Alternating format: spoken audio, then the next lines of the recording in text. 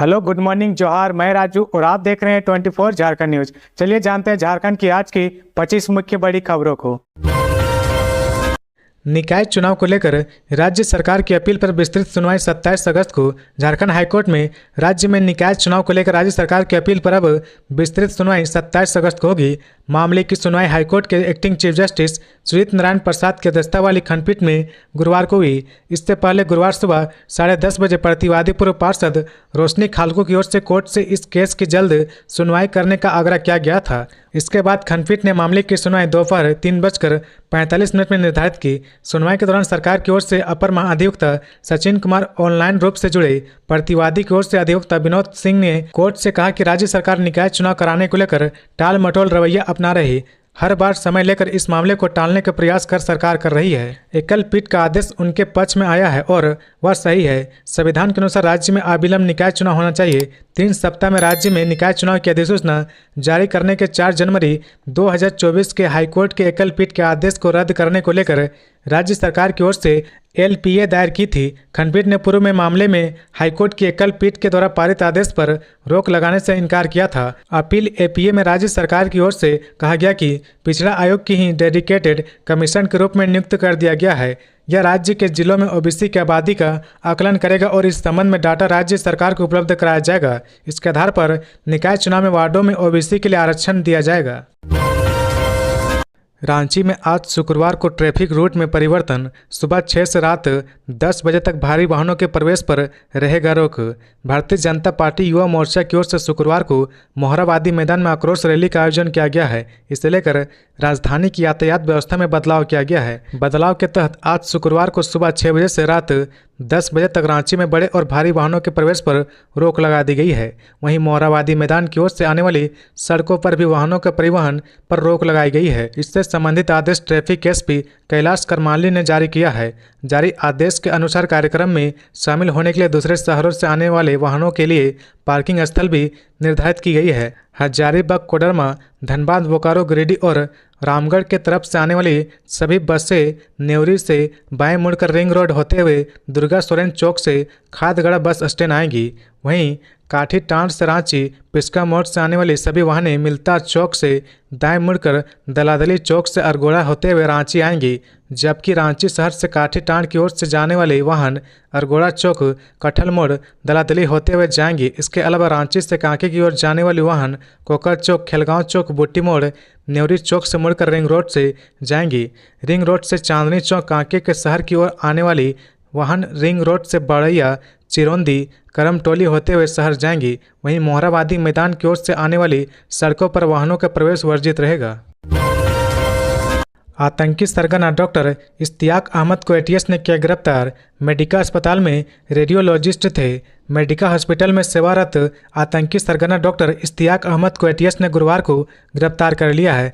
Al Qaeda in Indian सब continent से जुड़े 14 लोगों को एटीएस ने अभी तक पूरे देश से गिरफ्तार किया है। रांची से गिरफ्तार डॉक्टर इश्तियाक अहमद जमशेदपुर का रहने वाला है। इश्तियाक भारत में इस्लामिक राज्य की घोषणा का मंसूबा पाले हुए था। उसकी गिरफ्तारी बरियातू के जोड़ा तालाब स्थित एक अपार्टमेंट से की गई है। वह मेडिका अस्पताल में रेडियोलॉजिस्ट के पद पर कार्यरत था। अस्पताल में वह बीते 6 साल से काम कर रहा था। इस दौरान 3 साल तक उसने फुल टाइमर के तौर पर सेवाएं दी। उसका हजारीबाग में भी एक क्लिनिक है। उसने रिम्स से एमबीबीएस की पढ़ाई पूरी कर और जोड़ा तालाब स्थित एक के रेसिडेंसी में रह रहा था। खबरों में आगे बढ़ने से पहले अगर अभी तक आपने इस चैनल को सब्सक्राइब नहीं किया तो प्लीज सब्सक्राइब कर ले, जिससे झारखंड की हर छोटी सी बड़ी खबर की अपडेट आप तक पहुंचता रहे। युवा आक्रोश रैली से चुनावी समर का शंखनाद करेगी बीजेपी। भाजयुमो करेगा कार्यक्रम को लीड। झारखंड में विधानसभा चुनाव से पहले बीजेपी चुनावी मोड में आ चुकी है। पार्टी ने चुनाव को लेकर रणनीति तैयार कर ली है। 23 अगस्त को मोहराबादी मैदान में होने वाली युवा आक्रोश रैली से बीजेपी के चुनावी समर का शंखनाद होगा।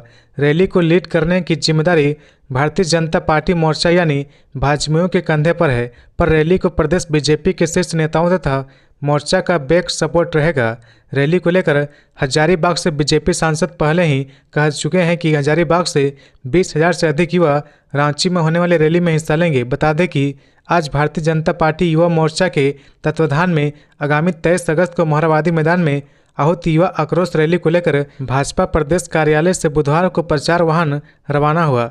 नेता प्रतिपक्ष अमर कुमार बालू ने झंडा दिखाकर वाहन को रवाना किया। बीजेपी के प्रदेश उपाध्यक्ष बड़ कुंवर गगराई ने पश्चिमी सिंहभूम के हर क्षेत्र में युवाओं से जनसंपर्क और अपील कर रैली में हिस्सा लेने को कहा। गगराई ने कहा कि युवाओं को राज्य सरकार की वादा खिलाफी के खिलाफ आंदोलन में हिस्सा लेना चाहिए, जिससे राज्य सरकार की कमियों को जनता के समझ लाया जा सके। बीजेपी राज्य में 2024 में होने वाले विधानसभा चुनाव के बाद सत्ता में काबिज होना चाहती है।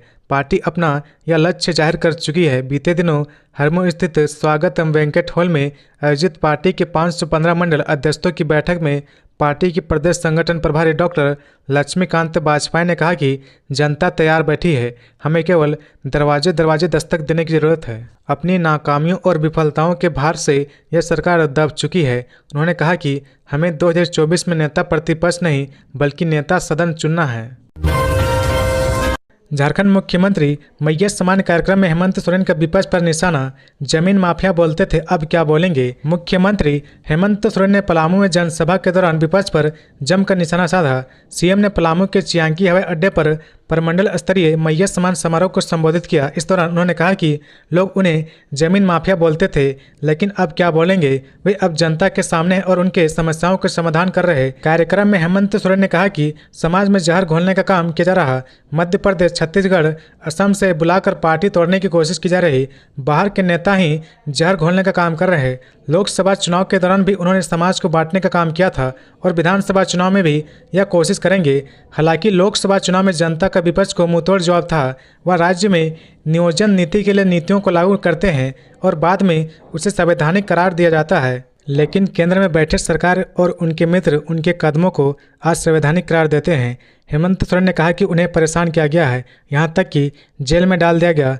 पहले मैं कैसा दिखता था और अब कैसा दिखने लगा हूँ। भगवान के घर में देर है, अंधेर नहीं।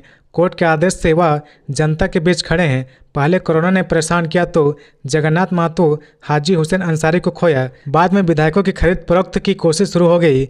मुख्यमंत्री हेमंत सोरेन ने कहा कि उनका लक्ष्य है हर घर को 1 लाख की सरकारी योजना से जोड़ने की, ताकि ग्रामीण क्षेत्र का विकास हो सके। उन्होंने कहा कि वह पहले ऐसे मुख्यमंत्री है जो बूढ़ा पहाड़ पर गए। आज बूढ़ा पहाड़ की फिजाएं बदल रही और इलाके में विकास के तहत कार्य हो रहा। पुलिस ने डोरांडा में स्लाटर हाउस को ध्वस्त किया। खुले में मांस बेचने वाले पर कार्रवाई। रांची डोरांडा थाना क्षेत्र में थाना प्रभारी आनंद किशोर प्रसाद ने गुरुवार को स्लाटर हाउस पर बड़ी कार्रवाई की है। बता दें कि झारखंड हाईकोर्ट के आदेश के बाद डोरांडा थाना प्रभारी लगातार अपने क्षेत्र में जहां तहां खुले में बिक रहे मांस मछली विक्रेताओं पर कार्रवाई कर रहे। इसी क्रम में गुरुवार को थाना प्रभारी पूरे दल बल के साथ पहुंचकर डोरांडा में स्लाटर हाउस पर कार्रवाई करते हुए जेसीबी की मदद से उसे ध्वस्त कर दिया। अंडर 17 बालिका वर्ग मुकाबले में खूंटी और गुमला की बालिका टीम ने किया शानदार प्रदर्शन। राज्य सरकार के स्कूली शिक्षा एवं साक्षरता विभाग के तत्वाधान में आयोजित राज्य स्तरीय जवाहरलाल नेहरू कप 2024-25 का गुरुवार को उद्घाटन हुआ। उद्घाटन समारोह में माध्यमिक शिक्षा निदेशक उत्कर्ष गुप्ता और खेलकूद एवं युवा कार्य निदेशक संदीप कुमार मुख्य अतिथि के रूप में उपस्थित हुए। समारोह को संबोधित करते हुए माध्यमिक शिक्षा निदेशक उत्कर्ष गुप्ता ने कहा कि राज्य के विद्यालय में खेल प्रतिभाओं की कोई कमी नहीं है। हमारे छात्र लगातार राष्ट्रीय और अंतर्राष्ट्रीय स्तर की प्रतियोगिताओं में अपना लोहा मनवा रहे हैं। राज्य सरकार इन प्रतिभाओं को मंच देने और इन्हें प्रोत्साहन देने के लिए निरंतर प्रयासरत है। उन्होंने कहा कि आज छात्र खेल को भी एक करियर विकल्प के रूप में देख रहे और इस दिशा में लगातार आगे बढ़ रहे हैं। समारोह में खेलकूद और युवा कार्य निदेशक संदीप कुमार ने कहा कि राज्य के विद्यार्थियों में खेल के प्रति आकर्षण बढ़ा है और खेलकूद विभाग शिक्षा विभाग के साथ समन्वय स्थापित करते हुए इन प्रतिभाओं को प्रोत्साहित करने के लिए लगातार कार्य कर रहा है। भविष्य में भी भव्य और राष्ट्रीय स्तर के खेल आयोजनों की मेजबानी का अवसर राज्य को मिला है। विभाग की ओर से खिलाड़ियों को हर संभव सहायता दी जाएगी। उद्घाटन समारोह में विशिष्ट अतिथियों के अलावा राज्य कार्यक्रम पदाधिकारी धीरसेन सोरेंग, पूर्व हॉकी ओलंपियन साथ झांसा के हॉकी प्रशिक्षक मनोहर टोपनो आदि उपस्थित थे। आज रांची मोहरावादी मैदान की 500 मीटर की परिधि में लागू रहेगा धारा 144। रांची के सदर एसडीओ उत्कर्ष कुमार ने गुरुवार को धरना प्रदर्शन, जुलूस और रैली किए जाने की सूचना पर निषेधाज्ञा लागू की है। जारी निषेधाज्ञा में कहा गया कि इस दौरान मुख्यमंत्री आवास घेराव की संभावना है। हाल ही के दिनों में पूर्व में निर्धारित स्थान जाकिर हुसैन पार्क की जगह यह कार्यक्रम राजभवन मुख्य द्वार और मुख्यमंत्री आवास कांके रोड पर भी हो रहे इस प्रकार के कार्यक्रमों से सरकारी कामकाज में व्यवधान उत्पन्न होने के साथ साथ यातायात व्यवस्था बाधित होने और विधि व्यवस्था की समस्या उत्पन्न होने तथा लोक प्रशांति भंग होने की संभावना से इनकार नहीं किया जा सकता। इसे लेकर एसडीओ की ओर से बीएनएसएस की धारा 163 के तहत प्रदत्त शक्तियों का प्रयोग करते हुए रांची सदर अनुमंडल अंतर्गत मोहराबादी मैदान के 500 मीटर परिधि में मैदान को छोड़कर निषेधाज्ञा जारी किया गया है। यह निषेधाज्ञा 23 अगस्त के पूर्वाह्न 11 बजे से रात 11 बजे तक लागू रहेगा। इस दौरान इस क्षेत्र में गांव से अधिक व्यक्तियों का एक जगह जमा होना और चलने पर पाबंदी रहेगी। साथ ही किसी प्रकार का अस्त्र शस्त्र हरवे हथियार लेकर निकलना और चलना वर्जित रहेगा। इसके अलावा किसी प्रकार का धरना प्रदर्शन, घेराव, जुलूस, रैली और आम सभा का आयोजन करने एवं ध्वनि विस्तारक यंत्र पर व्यवहार करने पर रोक रहेगी। गृह सचिव और एडीजी पहुंची महिला थाना, जल्द होगा थानों का कायाकल्प। झारखंड में पहली बार 23 अगस्त से महिला पुलिस कॉन्फ्रेंस का आयोजन किया जा रहा है। आयोजन से पूर्व राज्य की गृह सचिव वंदना दादेल और एडीजी सुमन गुप्ता ने महिला पुलिसकर्मी से संबंधित परेशानियों के साथ साथ महिला थाने में किस तरह से कार्य हो रहा और किन संसाधनों की कमी है, इसका जायजा लिया। महिला थाना के निरीक्षण के दौरान गृह सचिव ने महिला थाना के सभी पदाधिकारी और आरक्षियों से परिचय प्राप्त किया और उनके कार्यों और जिम्मेदारियों के बारे में जानकारी ली। निरीक्षण के दौरान दोनों अधिकारियों ने महिला पुलिसकर्मी के साथ बैठकर अपनी कार्य परिस्थिति एवं चुनौतियों के बारे में भी चर्चा की। साथ ही महिला थाना की कार्यप्रणाली को और अधिक प्रभावी बनाने के लिए आवश्यक सुधारों के सुझाव भी दिए। निरीक्षण के दौरान मौके पर मौजूद पीड़ित महिलाओं से उनके मामले के संबंध में बातचीत की गई। सभी की समस्याओं को ध्यानपूर्वक सुना गया। दोनों अधिकारी ने महिला थाने प्रभारी को निर्देश दिया कि कोई भी पीड़ित थाने से निराश होकर न लौटे। गृह सचिव वंदना दादेल ने महिला थाने में उपलब्ध संसाधनों से संबंधित समस्याओं पर भी थाना प्रभारी से जानकारी ली, जिसके बाद महिला थाना की आवश्यकताओं और संसाधनों की कमी के बारे में एक विस्तृत सूची तैयार करने के निर्देश दिए गए। साथ ही महिला थाना परिसर के रख रखाव, सुरक्षा व्यवस्था और अन्य व्यवस्थाओं के संबंध में गृह सचिव और एडीजी के द्वारा महत्वपूर्ण दिशा निर्देश दिया गया। दुर्घटनाग्रस्त विमान के पायलट का शव बरामद, भाई ने एविएशन कंपनी पर लगाई गंभीर आरोप। चांडिल डैम में समा चुके ट्रेनिंग एयरक्राफ्ट के पायलट जीत शत्रु आनंद की शव बरामद हो गई है। इंडियन नेवी की टीम ने उनके शव को चांडिल डैम से बरामद किया है। गुरुवार सुबह ही ट्रेनी पायलट सुब्रतदीप दत्ता का शव चांडिल डैम से बरामद हुआ। अब नेवी की टीम एयरक्राफ्ट को खोजने में जुट गई है। कैप्टन जीत शत्रु की उम्र महज 30 साल की थी। सुब्रतदीप दत्ता भी उनसे कम उम्र के थे। दोनों का शव मिलने के बाद दोनों परिवारों में चीख पुकार मची हुई है। एक अनुमान के मुताबिक विमान के लापता होने के करीब 42 घंटे बाद ट्रेनी सुब्रतदीप और करीब 50 घंटे बाद कैप्टन जीत शत्रु की शव बरामद हुआ है। पायलट जीत शत्रु आनंद के बड़े भाई ने एविएशन कंपनी पर गंभीर आरोप लगाए हैं। उनका कहना है कि 20 अगस्त को सुबह 11:30 बजे के करीब एयरक्राफ्ट का एटीसी से संपर्क टूट गया था, लेकिन एविएशन लोगों ने शाम 4 बजे के बाद इसकी सूचना जिला प्रशासन को दी। उनका आरोप है कि एविएशन वालों ने एयरक्राफ्ट लापता होने की सूचना उनके परिवार को भी नहीं दी। इसकी जानकारी पटना में एक परिचित ने दी थी। यह सूचना मिलते ही वह अपनी मां के साथ सोनारी एयरपोर्ट स्थित एविएशन के दफ्तर में पहुंचे। तब वहां ट्रेनी पायलट सुब्रतदीप के परिजन को ऑफिस में जाने नहीं दिया जा रहा था। हद तो यह है कि एविएशन कंपनी के लोगों ने ना तो कोई सूचना दी और ना ही किसी तरह की मानवीय मदद की। अब सवाल यह है कि इतने गंभीर मामले की जानकारी पीड़िता परिवार को क्यों नहीं दी गई, क्योंकि मीडियाकर्मी भी जब इस मामले में अपडेट लेना चाह रहे थे तो एविएशन कंपनी के लोग कुछ भी कहने से बच रहे थे। सवाल है कि एयरक्राफ्ट का एटीसी से संपर्क टूटने के करीब 4.5 घंटे बाद जिला प्रशासन को सूचना क्यों दी गई। वैसे चांडिल डैम में एयरक्राफ्ट के गिरने की जानकारी मिलते ही वहां के जिला प्रशासन ने सबसे पहले एनडीआरएफ को बुलाया। 21 अगस्त को जब एनडीआरएफ की टीम लापता विमान और दोनों पायलट को नहीं ढूंढ पाई तो रक्षा मंत्रालय से संपर्क न कर नेवी को बुलाया गया।